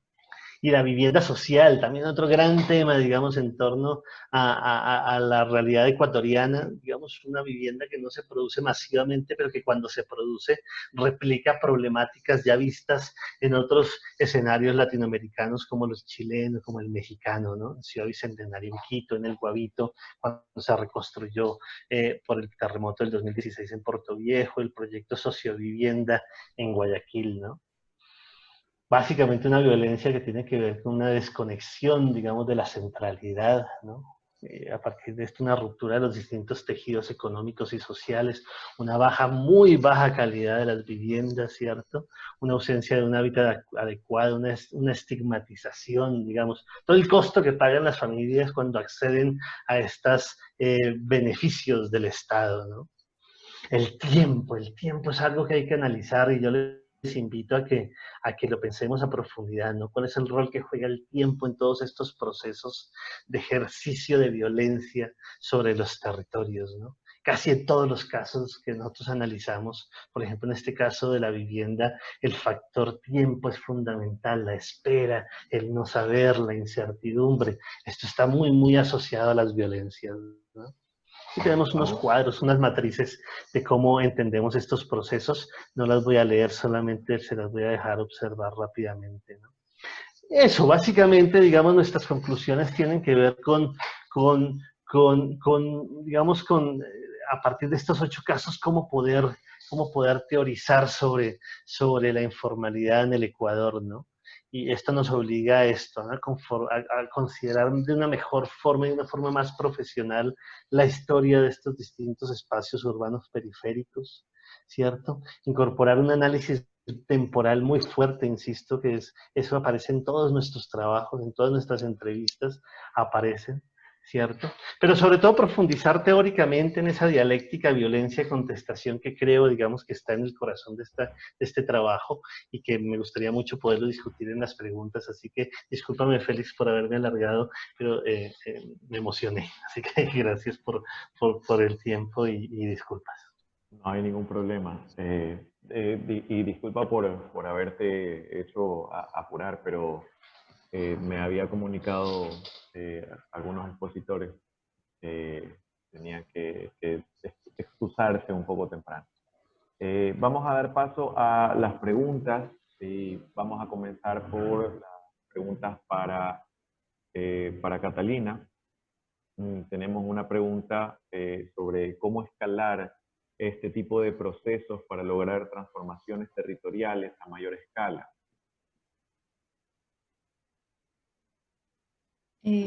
Gracias por la pregunta. Siempre la escalabilidad es una de las preocupaciones mayores cuando se trata de procesos, entre comillas, innovadores, pero básicamente la idea de las alianzas para el aprendizaje o estas asociaciones en las que he venido persistentemente trabajando, solamente se pueden escalar si precisamente conectamos con organizaciones que están trabajando en múltiples escalas. Por eso he trabajado con la red de ciudades y gobiernos locales, con Naciones Unidas, con la Plataforma Global del Derecho a la Ciudad y con los ejemplos, digamos, de organizaciones de anclaje concreto y las redes que los asocian como la Alianza Internacional de Habitantes, ¿cierto? HIC Latinoamérica.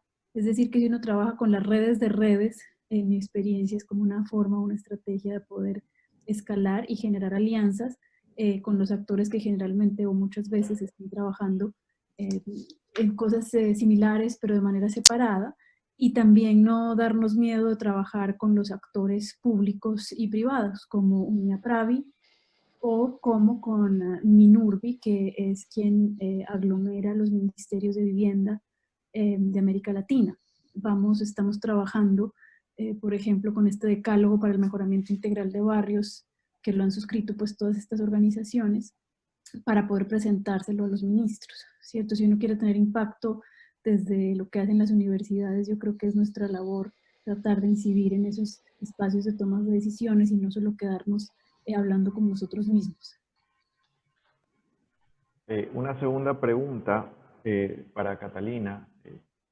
De acuerdo a tu experiencia, ¿cuál ha sido el nivel de impacto que ha tenido la labor que has desarrollado en los sectores informales en cuanto al número de familias o al número de participantes de estos proyectos?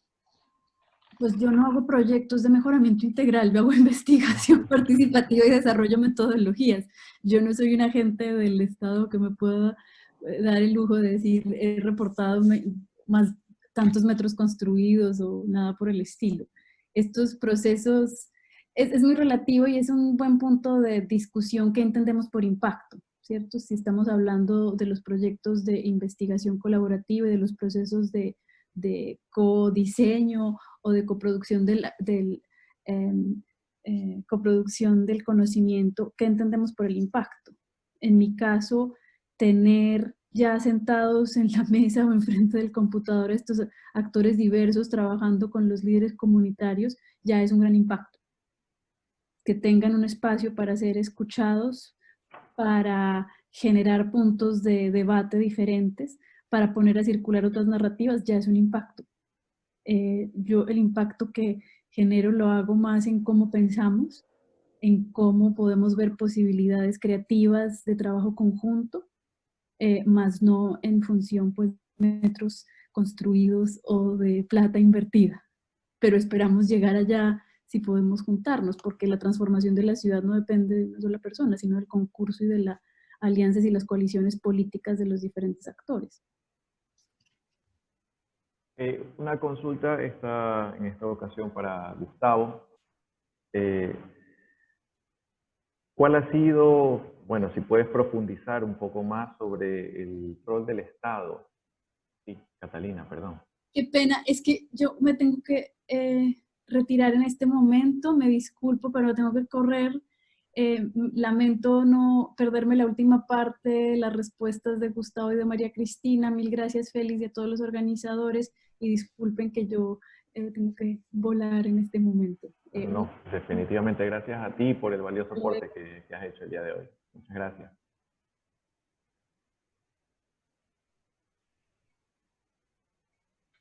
Bueno, continuamos. Para Gustavo, ¿cuál ha sido el rol que ha tenido el urbanista, el planificador urbano, dentro de esta contienda o dentro de esta lucha y violencia entre los sectores informales y el Estado?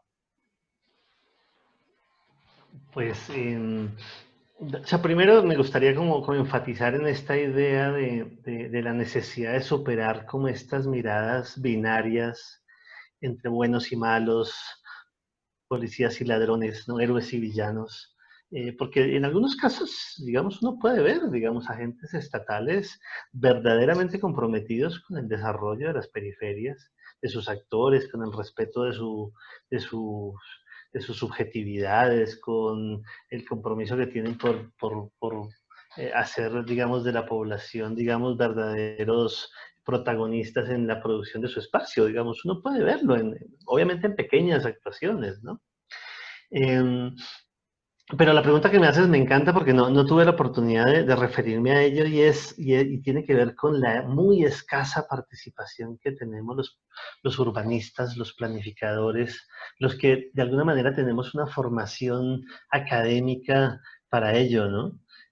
Porque si tú miras la gran mayoría de los ejercicios de planificación urbana, al menos en Ecuador, yo conozco a los colombianos también bastante bien, la periferia urbana, digamos, rara vez se planifica, digamos, lo que hay más son ejercicios de verificación.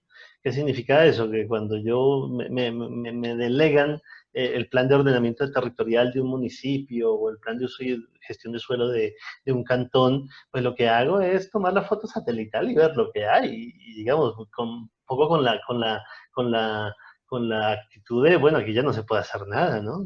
Nosotros no hemos podido implementar procesos de reasentamiento ni metodologías de reubicación. Empezamos a ver los asentamientos como algo ya hecho de facto y hay muy, digamos, digamos, los profesionales de la rama tienen muy poca actuación hacia ellos, ¿no?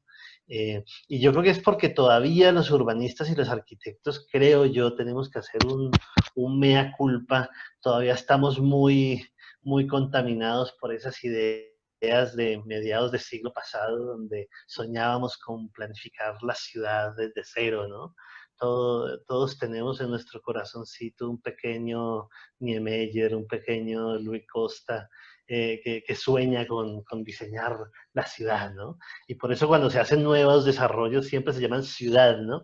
Aquí uno de los que les mostré se llama Ciudad Bicentenario, y es una cosa por allá alejada en el extramuro de Quito, y me parece que no, que nuestro desafío tiene que ver más, es como finalmente la ciudad informal, si la queremos seguir llamando así, tiene mejores procesos, digamos, de conexión en términos funcionales, en términos simbólicos, en términos identitarios, en términos políticos, con la ciudad consolidada, con la ciudad central, donde están, digamos, concentrados los distintos, digamos, focos de oferta de empleo, de educación, de cultura, de espacio público, de áreas verdes, ¿no? Eso no se hace queriendo, digamos, emular ejemplos del pasado, sino yendo a terreno y estableciendo metodologías que permitan diálogos, ¿cierto? Para poder, digamos, superar esta dialéctica violencia-contestación, ¿no? Yo creo, digamos, y en eso Félix te invito a María Augusta y a todos los que tenemos la responsabilidad de la formación de profesionales de la arquitectura, del urbanismo, porque tenemos que cambiar la forma como lo hacemos, tenemos que cambiarlo. Yo tiemblo cada vez que voy a una escuela de arquitectura y sigo viendo el taller de vivienda de interés social y lo que veo es lo mismo que se ha hecho en los últimos 40 años, donde los pobres, el único suelo al cual tienen acceso es un suelo periférico, carente de valor, que los estigmatiza, y los chicos diseñando casitas por allá en las periferias. Qué buena pregunta que llegó. Muchas gracias. Y queremos extender la misma pregunta a María Cristina. ¿Cuál es el rol que tiene el planificador urbano dentro de, o que ha tenido dentro de el mejoramiento de los sectores informales y el espacio público? Cristina, tienes el micrófono. Creo que hay tres errores que se cometen fundamentalmente desde la planificación para el mejoramiento. Que uno es también, como decía Gustavo, la mirada sobre lo que es la vivienda social, que una es que la vivienda es mucho más que una vivienda, es un proyecto de vida identitario, con lo cual no es simplemente unos servicios habitacionales que tienen que cumplir, sino que por lo tanto, digamos, eso ya estaba desde Turner en adelante instalado, digamos, el papel del usuario en el diseño de la vivienda. Una segunda cuestión es la localización, como también un poco decía Gustavo, o sea, que yo creo que ya hay experiencias que se superaron esto de la periferización, que la localización al revés, cuanto menos ingresos se tiene, más importante es la localización en la ciudad para el acceso al empleo, a ciertos servicios. Y lo tercero es también que yo vengo discutiendo mucho acá en Argentina, que es que la vivienda también es un espacio productivo para los sectores populares, y que esto recién ahora empieza a discutirse nuevamente sobre eso a raíz de que las clases medias hacen teletrabajo, entonces, bueno, cómo conciliar el espacio residencial con el espacio de trabajo aparece como un tema, pero en realidad los sectores populares siempre tienen un hábitat flexible que de acuerdo a la coyuntura también del ciclo de vida, adaptan la vivienda al espacio productivo. Y después hay una cuestión también central que es el costo, la sustentabilidad del pago, ¿no? Que muchas veces no se contempla, y que, por ejemplo, en este momento en algunos procesos de urbanización de las villas de la Ciudad de Buenos Aires, la gente tiene miedo a mudarse a la vivienda nueva porque cree que no la puede pagar, entonces prefiere no mudarse. Entonces, como al final construían vivienda para mejorar las condiciones de vida de esos habitantes prefieren no mudarse por no tener miedo a poder pagarla. Yo creo que la mejor respuesta en esto es a algunas perspectivas que hay que son más dialógicas, porque no es que los habitantes tienen toda la razón cuando plantean sus demandas habitacionales, ni es que el técnico tiene toda la razón cuando diseña porque entiende mejor supuestamente que los habitantes, sino que me parece que lo que mejor surge es de un diálogo entre los criterios técnicos y los criterios de los habitantes, surge el mejor resultado. Por lo tanto, si no hay participación, o sea, para mí una de las pocas recetas universales es que cuanto más participación hay en los proyectos, mejores proyectos se logran, ¿no? Y tiene que ser una participación sustantiva, porque también estamos viendo en estos tiempos muchos proyectos que se venden como participativos, pero que en realidad a lo mejor hicieron 2 o 3 reuniones y donde le mostraban la maqueta y que opinen sobre la maqueta, y punto. O sea, ya está el proyecto desarrollado y a lo sumo podían elegir de qué color las viviendas, ¿no? Entonces, bueno, eso no es participación. Entonces me parece que acá hay todo un debate, no solamente sobre la informalidad, que creo que totalmente comparto que hay que superar esta idea dicotómica, porque además hay, digamos, hay, si se quiere, informalidades visibles e invisibles. Los barrios cerrados, que hay muchos en Buenos Aires, están por fuera de la norma, ocupando humedales, no registran sus viviendas, están en suelo supuestamente rural, o sea, hay un montón de informalidades de otros sectores sociales que son invisibles y siempre son visibles de los sectores populares. Entonces creo que hay que superar también esta mirada, ¿no? Bueno, muchísimas gracias. Sin duda hoy hemos abierto este debate del rol de distintos actores dentro de la formación, el diseño y la construcción de espacios públicos, en barrios populares específicamente, ¿no? Hemos hablado del rol del urbanista, del planificador urbano, y no solamente del profesional, sino de las universidades, de otro tipo de actores que también forman parte importante dentro de la producción del espacio público. Hemos hablado del rol del Estado, hemos hablado de que a veces el Estado, con la intención o con el discurso de mejora, de ayuda, no siempre esto se cumple. Su intervención en algunos casos, o en la gran mayoría de los casos, ha sido una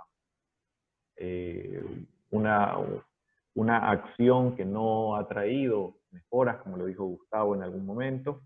Y finalmente, y no menos importante, el rol del habitante, el rol del usuario de este espacio público, de las familias que se han visto afectadas por la situación que estamos atravesando, que se han visto afectadas a través de la historia de las últimas décadas por los procesos de urbanización, los procesos de gentrificación y los procesos de migración en las ciudades. Y yo quisiera hacer una reflexión al respecto, o apoyar esta reflexión y este espacio de debate en cómo podemos nosotros integrar y articular a estos actores para poder encontrar el equilibrio que hablaba Gustavo con su imagen al inicio de la presentación, ¿no? Para que todas las fuerzas estén perfectamente equilibradas y que podamos nosotros diseñar espacios públicos de una manera inclusiva y segura. Yo les agradezco tanto a los ponentes como a los participantes de la sesión del día de hoy por haber participado, por su valioso aporte a la charla y a esta primera sesión del webinar. También los invito a todos el día de mañana, a la misma hora que comenzamos el día de hoy, 10:30 de la mañana, hora de Ecuador, para avanzar con la segunda sesión. La sesión va a estar titulada como Espacio Público Inclusivo, Apropiación y Sostenibilidad. Si no hay ninguna pregunta adicional, les agradezco a todos su asistencia, un saludo, un abrazo a todos y nos vemos el día de mañana. Muchas gracias a todos, Gustavo, María Cristina, Félix. Nos vemos mañana. Gracias. Muy bien. Gracias. Gracias a todos. Gracias.